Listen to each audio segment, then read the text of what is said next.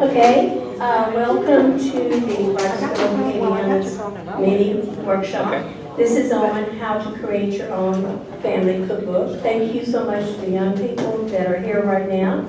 Skylar, and there's someone else coming in about your age. The main important thing is to introduce Jeanette Poole, who is also our historian, and she, in the past many years ago, created her own cookbook that turned into basically a lot more than just a standard cookbook. So hopefully, with her sharing just what she did, which is what this workshop is about, will inspire you to take what you have in your head or in your heart and put it down on paper and get it out there. She has given us resource sheets that were passed out. If you have any questions later, then feel free to ask afterwards. Other than that, Jeanette is going to share with you, and that's it. Welcome. I'm Sudie Landry, the president of Writers Guild. Forgive me, but I am in the process of trying not to have laryngitis. And Jeanette and I have done everything we can to promote this, and I thank you very much for coming out. Now, Jeanette Poole, historian, and our presenter for today. The second sheet, well actually the first sheet you're getting, is a poem called Family that I put in the front of my book, and I think it's very fitting. It's called Family. A family is like a patchwork quilt. With kindness it's gently sewn. Each piece is an original with a beauty all its own. With threads of warmth and happiness, it's tightly stitched together. To last in love throughout the years, a family is forever. And that is so true. And you know, during our lifetimes, many, many friends will come and go, but a family is there to stay. We're stuck with the family we were born into, whether we like it or not, so we might as well make the best of it. And the last page is a summary of what we're going to be discussing here today. There's other things on that family page that we'll talk about later. You might want to save that third page for future reference should you decide to put together your own family cookbook. Personally, I think every family should leave behind a written word for future generations. Wouldn't it be great if our family had left behind a cookbook from a couple of hundred years ago? I would take that cookbook and read it like a novel. I'd like to know what they ate back then and how they prepared it without refrigeration or electrical appliances. I'd like to know how recipes and cooking methods have evolved in the last 200 years.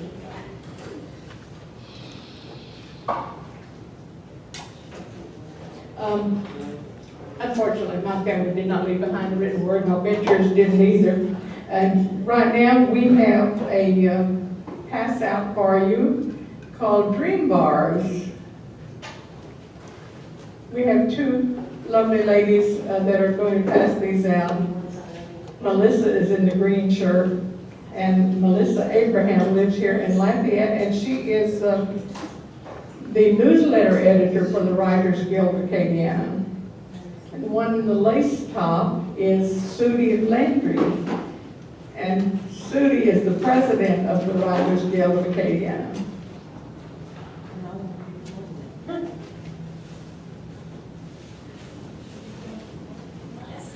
I've been making these dream bars for 53 years. I first found the recipe in this cookbook in 1965, and you can tell it's been appreciated.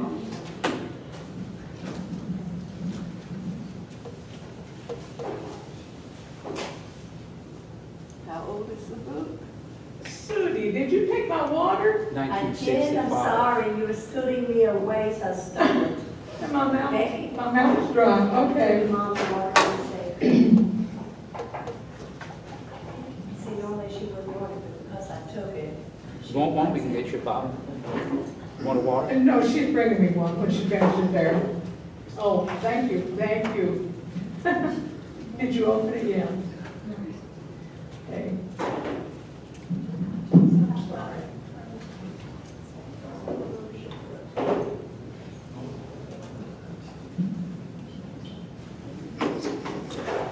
if any of you are an aspiring writer but you haven't been published yet,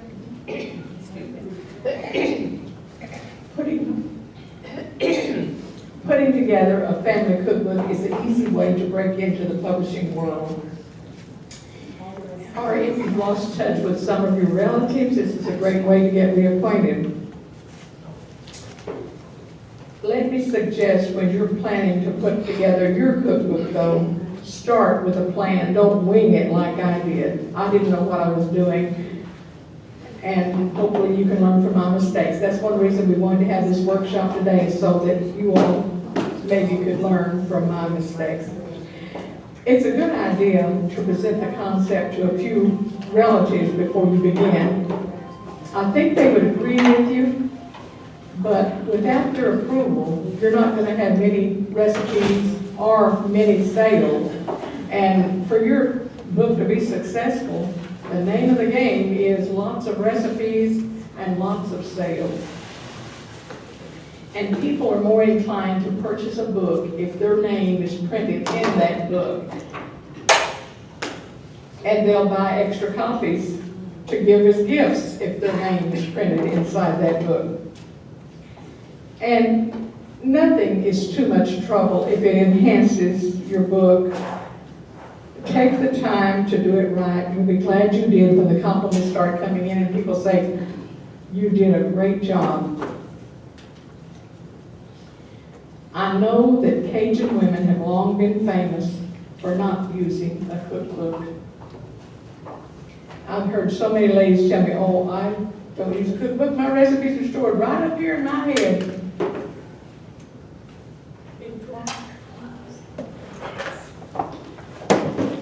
And I'll tell you what, if you can remember all of your recipes, the ingredients that goes in each recipe, and the amounts, you are a better person than I am. I use a cookbook almost every time that I cook. Especially if I'm baking or if if someone else is in the kitchen with me. Because I do not multitask well. I have one-track mind, and if I'm talking with someone, it distracts me. So I do much better with a cookbook. Because I want my dishes to taste exactly the same each and every time I make that dish. And without the rest of the cookbook, I might not accomplish that. Recipes stored in my head, oh my goodness. I relate that to the use of a cell phone. How many of you remember all of your phone numbers? No? Oh, Linda remembers all of hers. I can't believe it. She's only got one. Because we don't have to remember them, because our phone numbers are in our cell phone the same way that our recipes are stored in our cookbooks. And why have to remember? I mean, it's so nice not to have to remember certain things, isn't it? And I'll bet a lot of good Cajun recipes have been lost along the wayside from forgetting. Right. When my mother died at the age of 90, she was the last of her generation in our family. And when she passed on, I realized that we were losing a lot of good recipes from her generation. And my siblings and I grew up in the Boot Hill, Missouri. We were among 27 cousins on my dad's side of the family. And we were good friends. We visited each other often and we played together. But after we reached adulthood, we kind of scattered. And now our families live in 20 different states and 3 foreign countries, and that's not counting anyone in the military. But after my mother's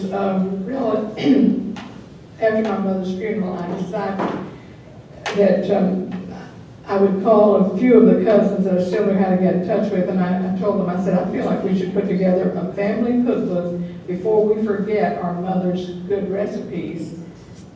They all agreed with me, They also all agreed that since it was my idea, it should be my project.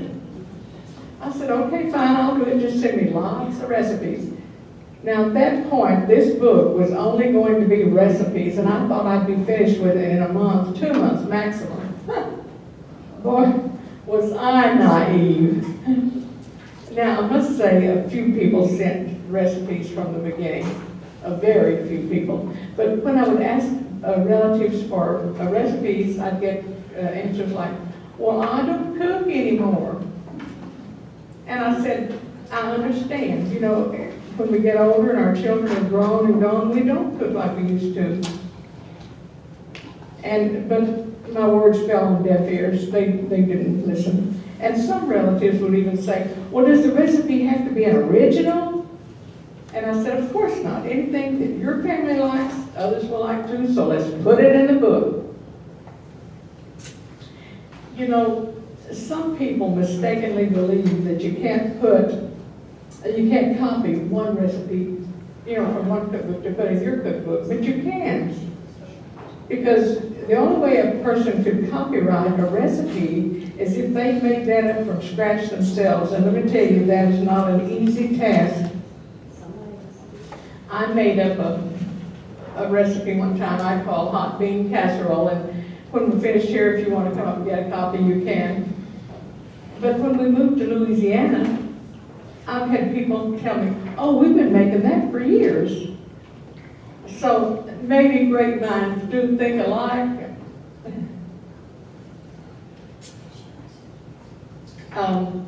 If you're copying recipes from one book to put in your book, I wouldn't copy too many from the same book, because then your book will begin to look like your book, and that's where you get into trouble, because it's on cookbooks, the copyright is the way that the book is put together. And to be safe, you might just change the recipe up a little bit, because replace an ingredient or change an ingredient. My daughter Fran, who is here today, she likes my southern cornbread dressing. And I gave her the recipe, and the first thing she did was add Tony Sassery seasoning to it.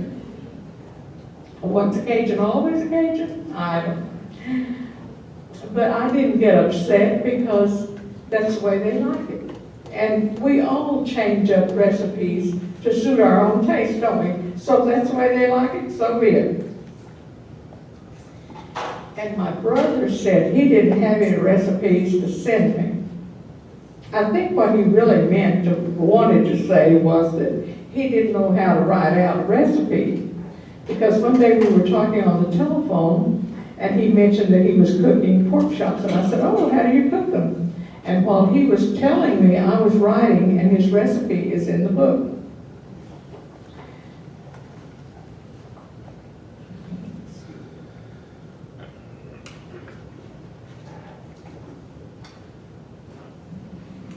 And I had several people tell me, well, let me just tell you what's in my recipe and how I put it together, and you write it out. And I said, okay, fine.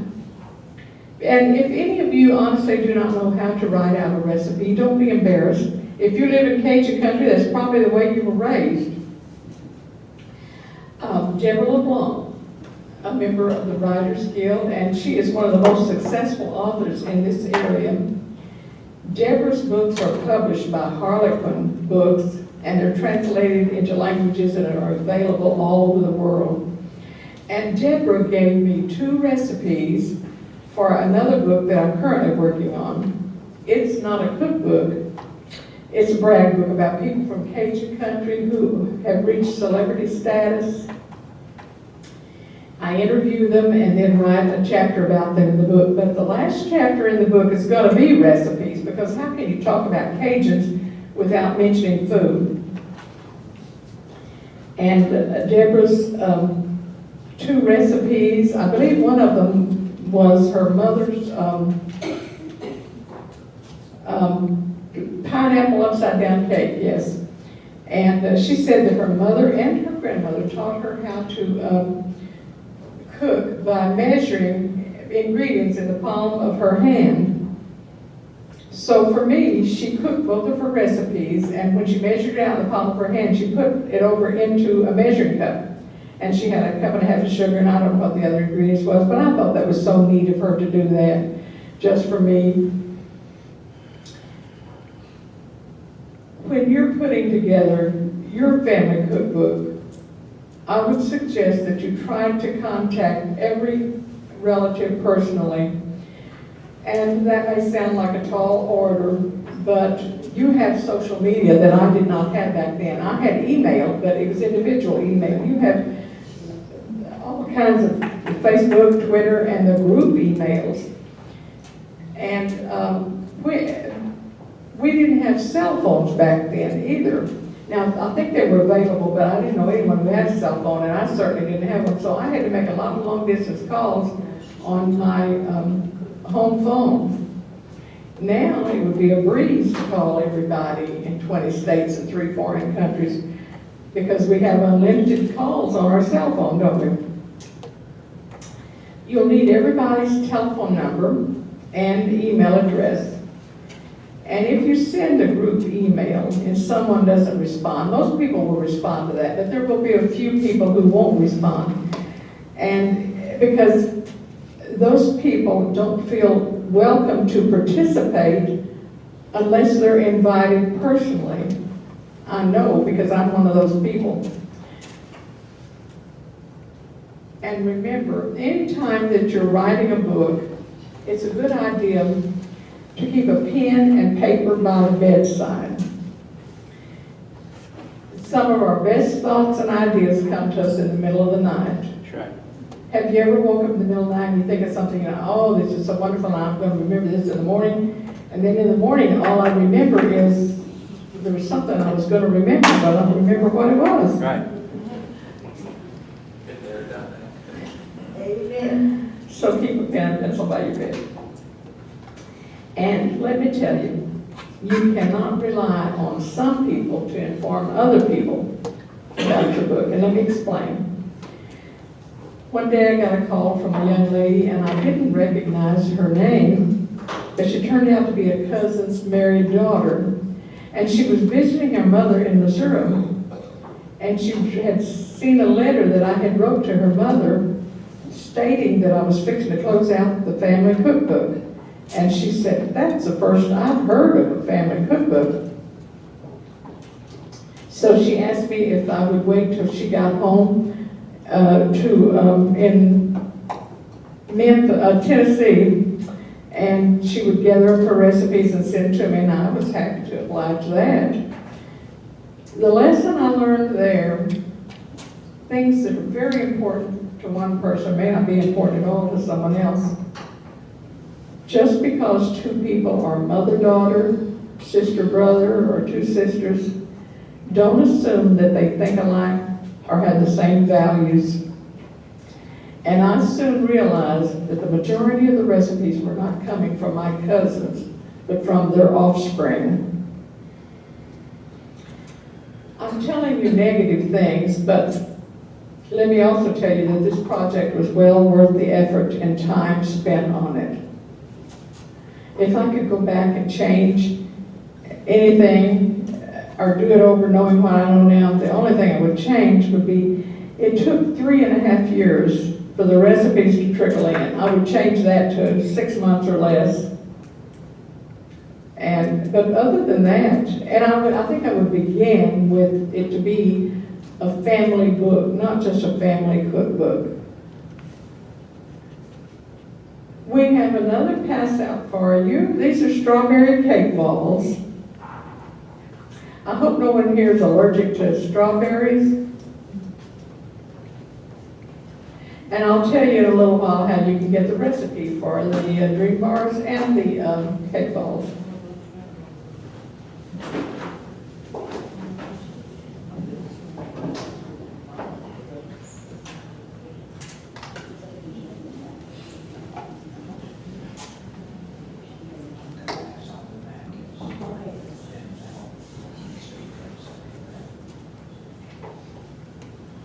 If your relatives all live in this area, you'll have it much easier than I did.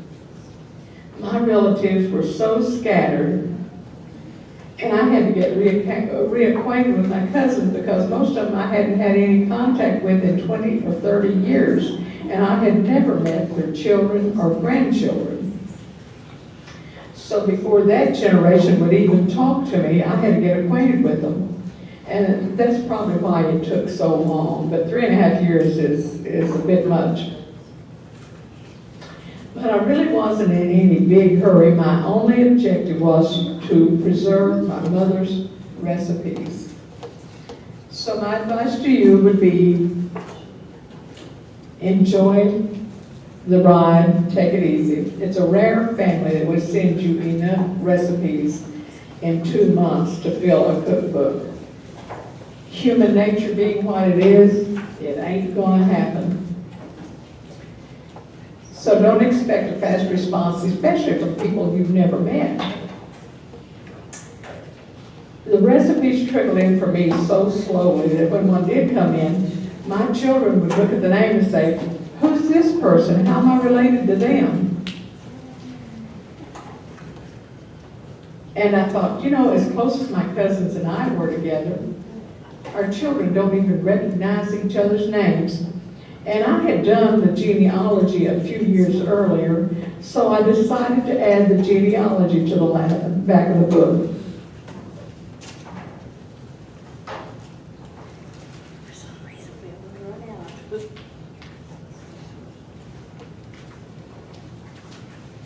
I wound up adding 500 or more names to the back of the book. And at that point, it's when this book became not a family cookbook, but a family book. You may not have a family as large as mine, but you can still have a successful book. It's okay to ask friends, neighbors, and co-workers for recipes. You will be the contributor, but after your recipe, after your name, put a little note on there that Betty Brown or whoever shared the recipe, and then tell anything you want to about Betty or her recipe. Someone once said, there is nothing worse than seeing your name in print misspelled. So get the spelling of the names correctly. When I interview anyone, I always ask, how do you spell your name? And if they mention a sibling or a mother or dad, I say, how do you spell that name? And their hometown, how do you spell that? And I know they think I'm very uneducated because I don't know how to spell anything. But we need to watch the spelling because, you know, even a simple name can be spelled 2 or 3 different ways. Right.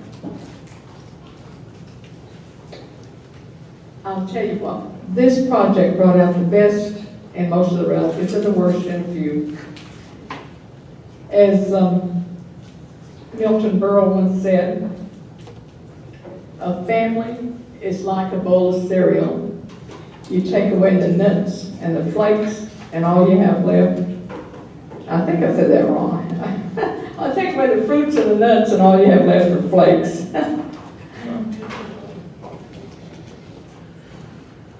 If you don't know anything about your genealogy, check with your relatives. Maybe one of them has already done your genealogy. And if they haven't, you might want to do it yourself. It's really fun. You may be thinking, oh, that's too much trouble. No, it's not. It's interesting, it's challenging, but never trouble. Once you get started, you'll see how much fun it is to trace your roots. There's a genealogy library in Baton Rouge on Bluebonnet, just off of Airline Highway. And my daughter Becca, who is here today, lives in Baton Rouge. And we used to meet at that library one day a week while I was doing the genealogy. We would be there at 9 a.m. when it opened, and we closed. We were there until it closed at 5 p.m. Because you can't check out genealogy books. You have to read them while you're there or make notes, make copies, and we did both. A genealogy library is not quiet like other libraries. You hear oohs and ahs all over the place as people discover interesting things about their ancestors. And I hear that the Catholic Church keeps good records, so if you're Catholic, you might want to check their records. Also, the Mormon Church has a wonderful genealogy library, and you don't have to be Mormon to use their facilities, and you don't have to be Mormon for your information to be stored in their archives. However, just because you share a last name with someone does not mean that you're related to that person. To do genealogy, you go back one generation at a time, and it's okay if you list the brothers and sisters and all of your grandparents or great-grandparents, but it's not necessary because direct lineage is the way you check it. And it's been said, just follow the paper trail, and that's pretty true too. Most everything we do is recorded somewhere.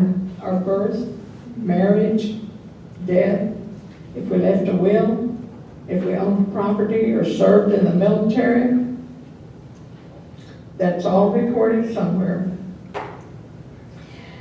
While waiting patiently for recipes, I realized that we had a lot of young people in the military. And in our genealogy, I had discovered that we had a few, I think 2, that had served in the Revolutionary War, and a few more who had served in the Civil War. So I decided to add the veterans to a chapter called Those Who Served Our Country. I didn't just list their names. I put their branch of service, their rank, where they served, and how long they served. Excuse me.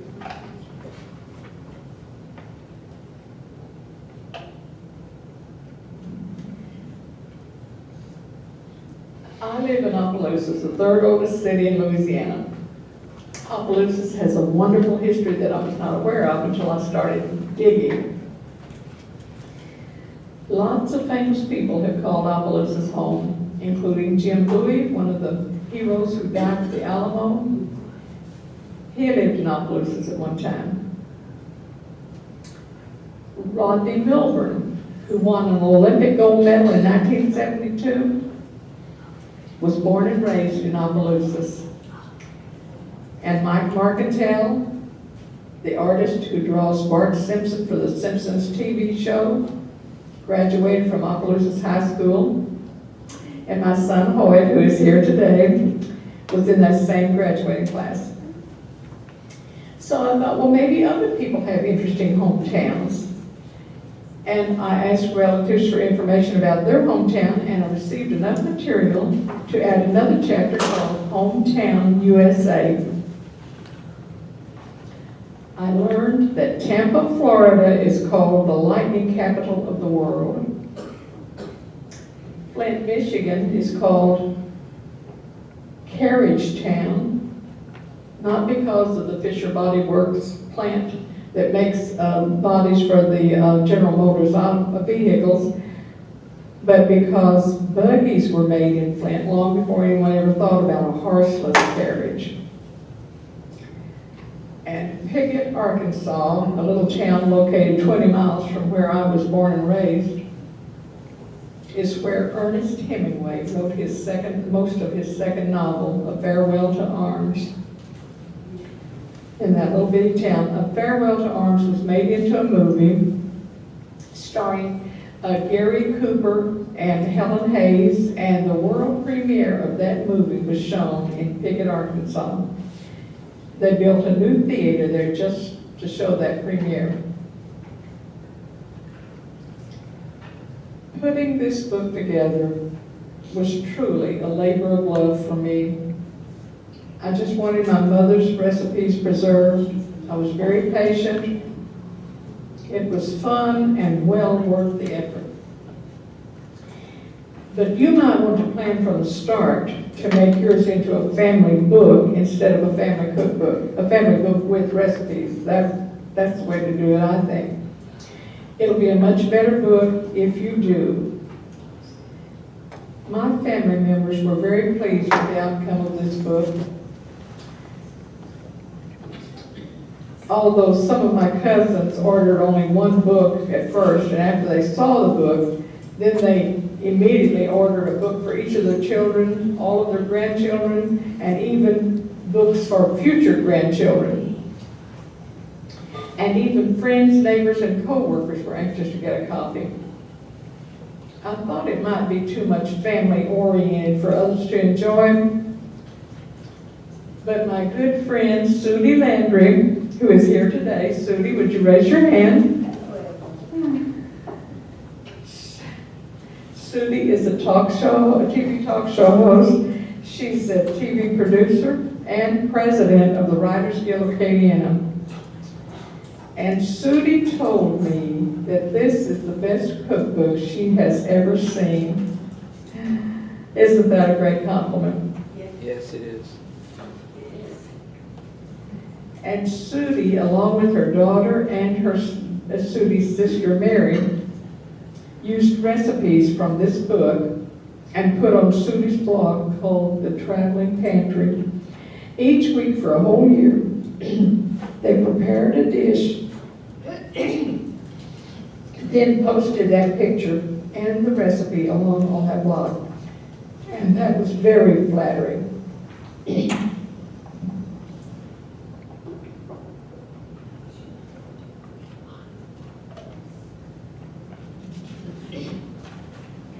Putting together this book took much, much longer than I had envisioned, and for that I was so discouraged.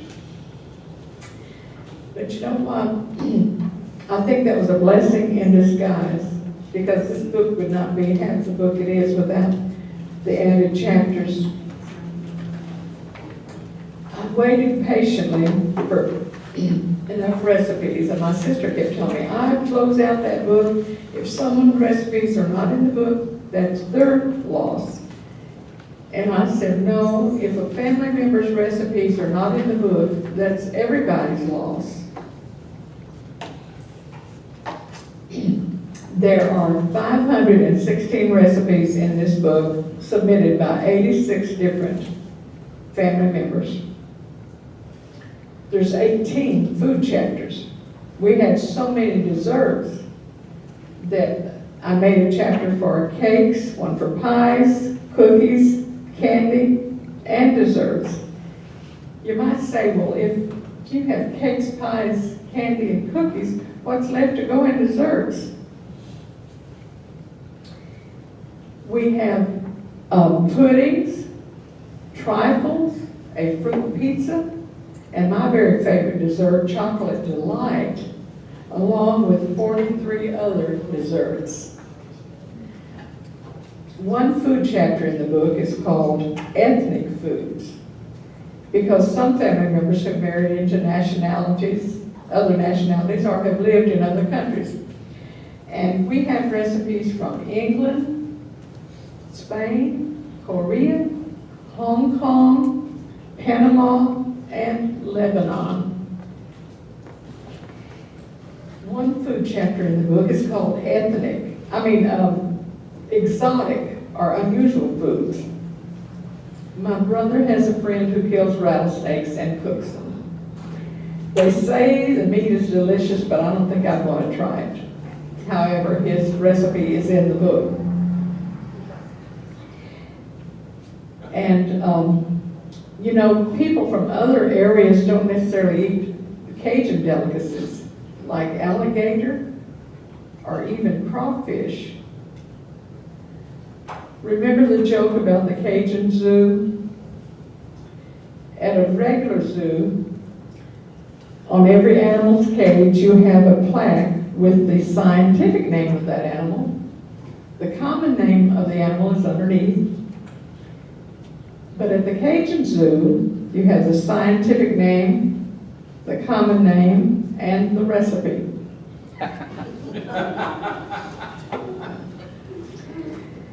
That's a joke, but there is a little bit of truth to it, isn't there? Yeah. Then we have a chapter called The Children's Corner.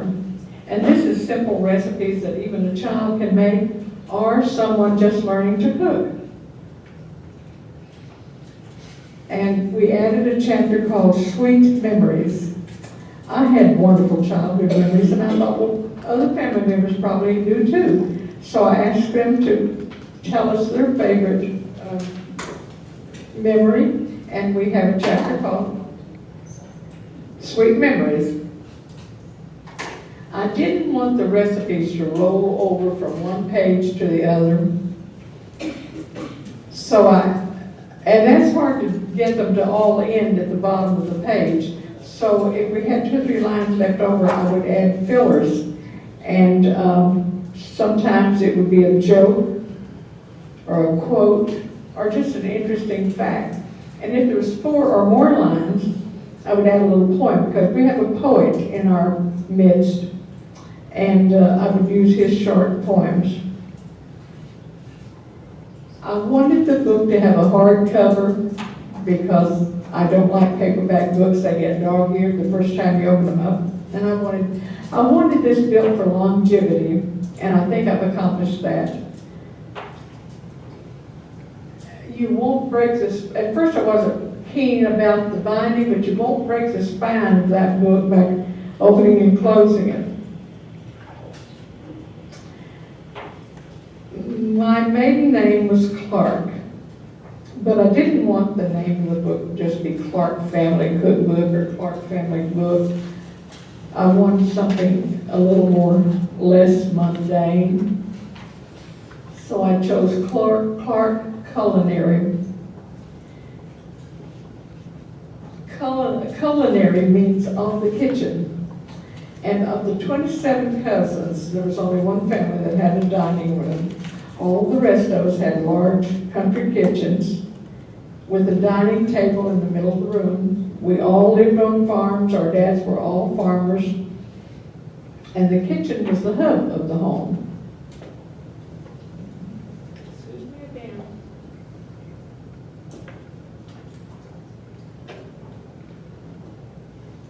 I'm usually a quieter person. I don't talk this much, and my mouth gets dry. The subtitle of this book is Recipes and Reminiscence. I asked family members to write a little bit about, after the recipe, to tell maybe where they got the recipe or when or how they've changed it up down through the years, or just give you a little tidbit of information or reminiscence. One food chapter in the book is, well, I already said that, ethnic foods, haven't I? Excuse me, my mouth is so dry I can't hardly talk anyway. I sound like I'm drunk, don't I?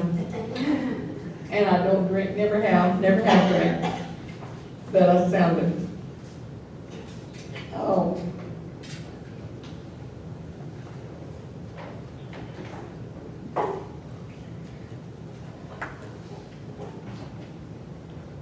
I did most of the work on this book myself because the publishing company that I chose charged 35 cents per book for every 7 extra words in the book. That's a nickel for every extra word in the book. I'm a patient person. I went through and counted every extra word in this book, and it would cost almost $2,000 per book for them to publish it. Well, that wasn't even negotiable. It was too ridiculous to even discuss. But they told me, they said, but if you're willing to do the work yourself, they would only charge $8.75 per book. Well, they walked me through it. They told me what page size to use, how to set the margins, what font to use, and everything. And I can't believe, but I actually did it. Everything in this book was made on my old 98 computer.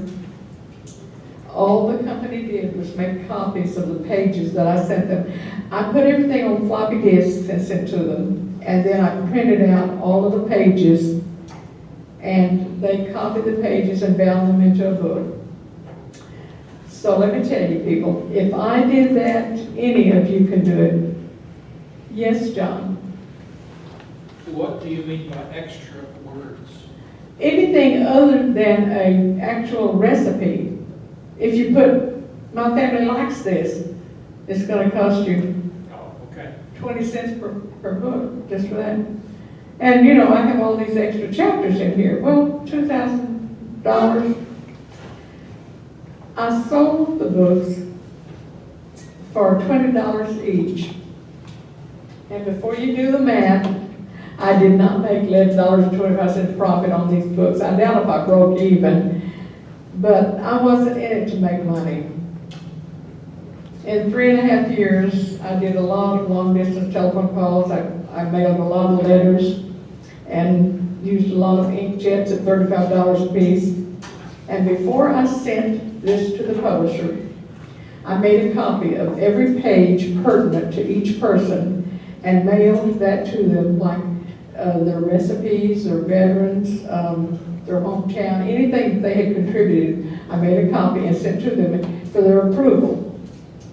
I did not hear from one relative, so I assumed that it was okay, because I think if it hadn't been okay, I would have heard from them. To mail each book, they're heavy. It costs almost $5 for postage and insurance. And I had to mail most of the books.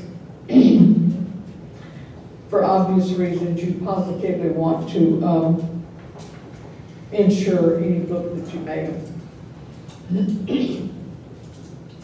And if you feel like you're incurring too much expense, you might want to ask local businesses to put an ad in the back of your book. And that will offset the cost of the publishing tremendously. We have one last pass out, cupcakes.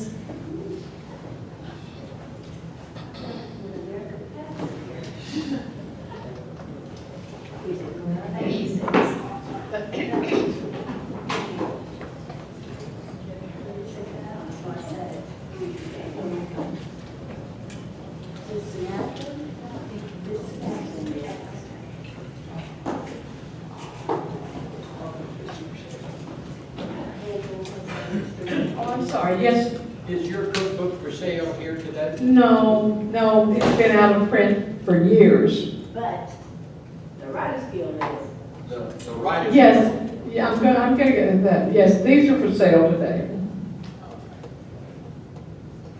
Which publisher is I'm sorry, what? Which publisher would you recommend? Which books? Oh, publisher? Well, these are the ones that I have done. The last sheet, if you're all looking at that, so you pass out, is a list of publishers that I've had success with. And GNR Publishing, the first one listed, is the one that put this book together. And they're from Waverly, Iowa, and their 800 telephone numbers and everything. And then the Cookbook Publishers is the one that put the Writers Guild of Acadiana together for us. And they're in Kansas, and their 800 numbers there. And then Morris Press is one that I've had success with, and they are in Nebraska. And the last name on the list is Neil Bertrand of Cypress Cove Publishing here in Lafayette. And his telephone number's on there also. And Neil Bertrand is with us here today, up on the front row. And I asked Neil to attend today. And you might want to talk with him later if you are thinking about putting together a family cookbook. You might. I'm sure he has his business cards with him today, don't you? Got a few. And you can keep in touch with him when you get your book finished. Neil has published all kinds of books, but he's published so many cookbooks that his nickname is Cookbook Dude.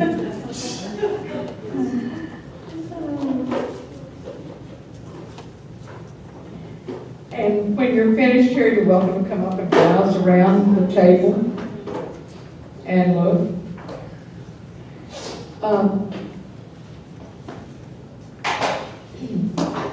Yes.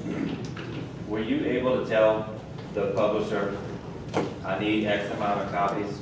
Or was it before they kind of told you, know that we do this in blocks of so much? For the cook, this one or for the one we're going to send? Your family one. This one? Yeah. Was I able to tell the publisher what? How How does it many work? copies you wanted? Oh, I ordered 500 because we have a big family. And like I said, if your name is in that book, you're going to give a friend or have a friend buy one. So we got rid of all of them almost. I think I have about 7 books left. But I don't want to sell them. I don't want to get rid of them because I don't think we'll ever print them again. Can you, if you wanted to, reprint? We could. I get letters from them all the time saying, would you like to reprint on that? And I still have, they sent back the information that I had sent to them, so I still have all of that. But no, I don't want to do it. The family all has their copies, and we're pretty happy with what we have. Sudi introduced me as the historian for the Writers Guild of Acadiana, and that I am. And we are a group of published writers and wannabe writers. And we meet at Barnes & Noble bookstore on Johnson Street, just down the street here, the last Tuesday of every month. So we welcome new members, so come check us out. Barnes & Noble bookstore, the last Tuesday of each month at 7 p.m. That information is printed on the first page of your pass out with the poem. And Devin Melanson here at the library, bless his heart, was kind enough to print out all of the pass outs for us. After I sent him the information, I realized that I had forgot to put 7 p.m. on there, so I asked him to add that before he printed them, and then he told me he forgot until after they were printed, and I said, that's okay, we'll just have everybody put 7 p.m. on each of their papers. And he said no, he had already gone through the 100 that he made and personally wrote 7 p.m. on there, and that was so sweet and neat. And I told him, I said, your mama raised you right.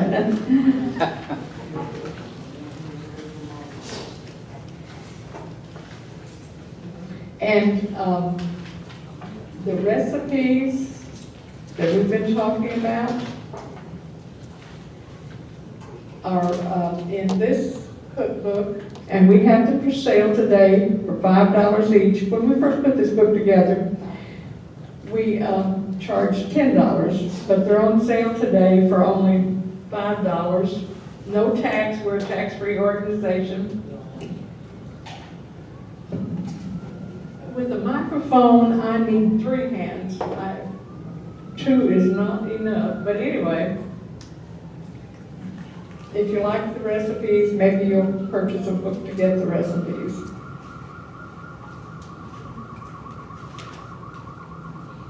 You know, cookbooks make wonderful gifts, and Christmas is going to be here before you know it. I know that sounds phenomenal, but hey, at the end of this month, this year's already half over. Doesn't seem possible. And what else can you get for someone for $5, no tax? At this price, it would be wise to get a few extra to keep us on hand for future gifts. Do you have a special neighbor or friend who always helps out? How about making a dish from the book and then presenting the book and the dish as a gift to that special friend or neighbor? Or maybe you'd like to give a small gift to other people. Hey, everyone has a birthday. My very favorite kind of gift is just because. Not because it's your birthday or Christmas and I had to get you something. Just because I was thinking of you when I saw this, or just because I care about you. $5 while supplies last. And you can come up now and browse around and take more notes if you like. Purchase a book, whatever you want to do. Whenever you finish, I have a couple of announcements to make. Okay, you can have your announcement. Okay. And I have the recipe cards here if anybody wants this hot bean casserole. Okay, I think we need a question and answer period. Okay, I wanted to come up real quick. I think that now would be a good time. I'll make this announcement. Number one, she did announce today that we do have the Writers Guild Cookbook for sale for $5. But I want to add too that it's a special day because normally we cannot sell books here at this library. In Devon, if we could sell our authors' books, we would probably just start having our meetings here too. So we're very grateful for the opportunity to be able to do our workshops here, okay? We've had workshops from 10 to 3, so Devin, raise your hand. Thanks to him, guys, he's always willing to help us, so we really appreciate that. And that's the only reason we don't have our meeting here the last Tuesday of every month, because of the fact that it's been established at the other location for over 30 years. Okay, I want to make an announcement that if you would like to take a minute and sign a sheet in the back with your name, telephone number, email, or whatever, that you will receive a free newsletter called the La Plume, which tells you who we are and what is going on at our organization. It's free. That was the idea of our treasurer, who is Louis Broussard. Raise your hand. Louis Broussard, raise your hand. Okay, he came up with this today, so what a great way to let you know who we are. So if you're interested in getting that free newsletter to possibly encourage you or interest you in our registration is also in the back. If you would like to take the paperwork home, if you think you might want to join, or come visit us and then decide if you're going to join. Meanwhile, I want to thank Jeanette Poole, who definitely never talks. So this is amazing that she was able to stay up here. But I have to kind of step in and kind of boost up this thing a little bit. She did an awesome job about telling you, but the Clark Culinary, I've been a part of about 9 cookbooks giving recipes out. So when I met her and got her cookbook, I sincerely mean when I say that's the best cookbook. I read it like a book, not a cookbook. She has so many interesting stories under each of the different recipes, where they came from. She had added stuff. 3.5 years it took her. It was worth it for what I'm able to read today. So I want to thank you very much for doing that. Not only for your family, but for us. Thank you. Okay, now, you're here, and we have a few minutes left. And like she said, you can browse, but now's a good time to ask questions. So I'm going to ask a question to Jeanette. If you want to take a break, have a seat or whatever, me and you just kind of jump in here. We've been doing everything we can. Any door that's opened up, we've had a lot of invitations, she and I. We have been talking a lot on camera lately, and it's been fun, but it's also very rewarding for the people that are out here today. So I'm going to ask this. Raise your hands if you are kind of thinking about writing a cookbook, or if you know someone who is wanting to write a cookbook. Okay, wonderful. There's so many ways you can do it. Like right now, I want the young lady to raise your hand. Skylar, what kind of cookbook do you want to put together? Is it a kid's book or is it a family book? What is your idea? And how old are you, Skylar? Skylar is here today with us, and she's 11 years old, and she wants to start a family cookbook. That's amazing, because I'm almost 70, Never thought about doing a family cookbook until I met this lady. And also to my friend, the publisher over there, who is I've got all his cookbooks also. And so anyway, now, do you have ideas how you want to do it, Skylar? Do you want to put pictures in your books, or do you want to tell stories? What kind of stuff you want to put in your family cookbook? Pictures. What? Pictures? Okay. And you have your family or aunts and uncles? You're going to collect recipes? All right. Okay. Melissa Abraham is our newsletter editor, and while Jeanette was sharing her information, this is a public library that we're at right now. You can get all kinds of information here off the shelves, come in and visit, and she just brought up the name of a book that we were hoping we could have asked you before I got on this microphone, Devin, that possibly any of you might be interested in. What was the book you were talking about? His genealogy?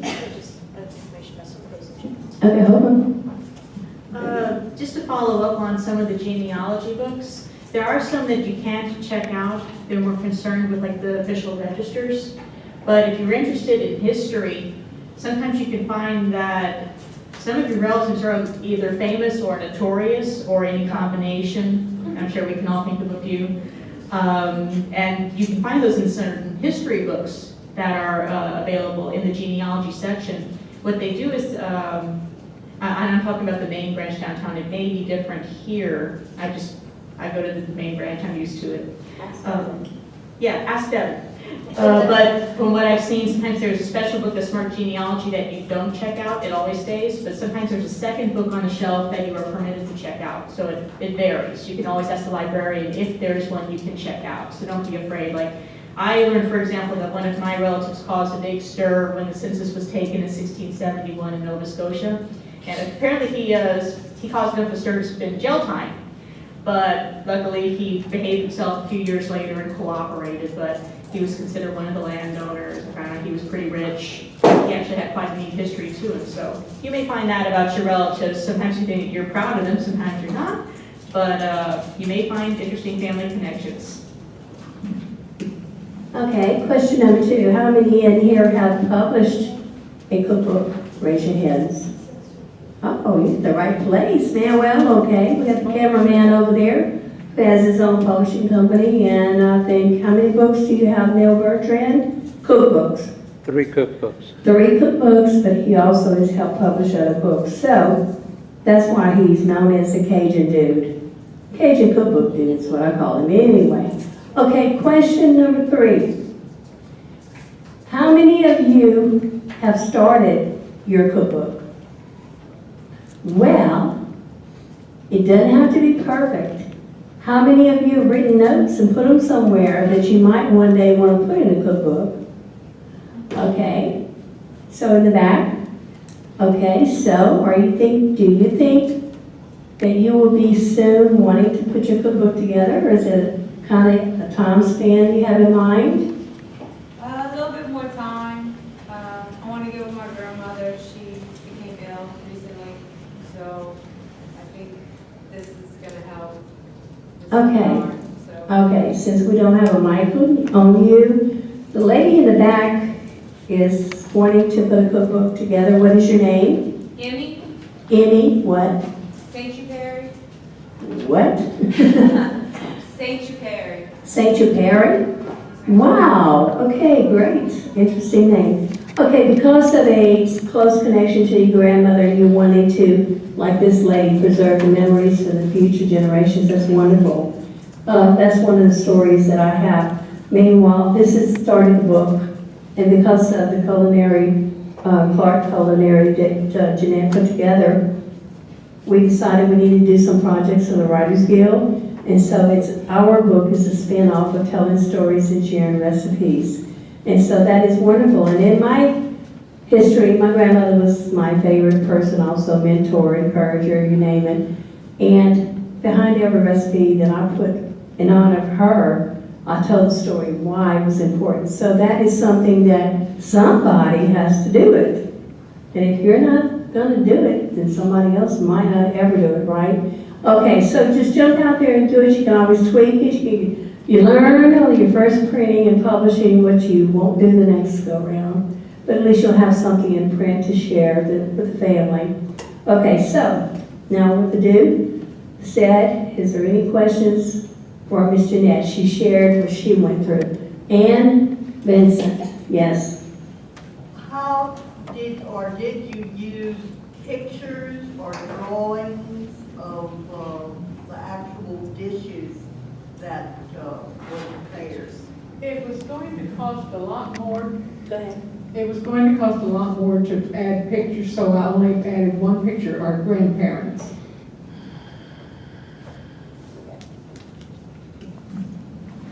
Okay, that's some great questions, and really and truly, if you have questions, we do have someone here that could give you an idea and come up, Neil Bertrand, and he'd be willing to answer the question in the time span that we have. But I will add to this for you, and Vincent, with a question about pictures in the cookbook. The first event I went to was a very small meeting, and all the lady had and shared with us was pictures. But what was unique is she had actual handwritten recipes by the person from the generation way back, and that is photographed exactly like it was, and that was unique. It was a very small book, but guess what? It was done, it was in print, and copies could be made. So there's so many cookbooks I've seen where just pictures are taken and put in a book, and then you just put who it's by. I've seen professional books done. I've learned a lot through Neil. Not everybody likes the same style, so it's up to you and what you want to do. You may have pictures like in history. You may have pictures that tell the story even better than the recipe, but you can put the picture up there with the person. Okay, and any other questions? Okay. All right, then if you want, like Jeanette says, you want to just stand up and mingle around and ask, help yourself. We do have more desserts if you'd like some. Is that okay, Jeanette? We have some leftovers. Okay, meanwhile, there's still coffee. Okay, there's still coffee, there's still water. The Writers Guild of Acadiana is planning on doing many kinds of little mini workshops, and the reason we call it mini workshops is because of the fact we just want to inspire you, encourage you, motivate you, teach you on the path that maybe you might do something about your dreams, okay? So we want to thank you very much for coming, and if you want to talk to some people on the side, then you're welcome to do so. Other than that, thank you, Devin, very much for hosting us out here today. And remember, the cookbooks are $5 today. We don't have very many left. And if you have questions for Miss Jeanette personally, just walk up here and ask. Thank you so much. And I'm not just saying that. I really Now, do you beat them up until they're fluffy? Yeah, you got some little bubbles in it. Okay, not That okay, way- not a meringue. Not a meringue, but you see some bubbles, then you know that the egg white has been broken. Because that's the problem. When you use egg white, if you don't beat it enough, you have coagulated chunks in there. You want Well, it smooth. alrighty. Well, thanks so much. I enjoyed it.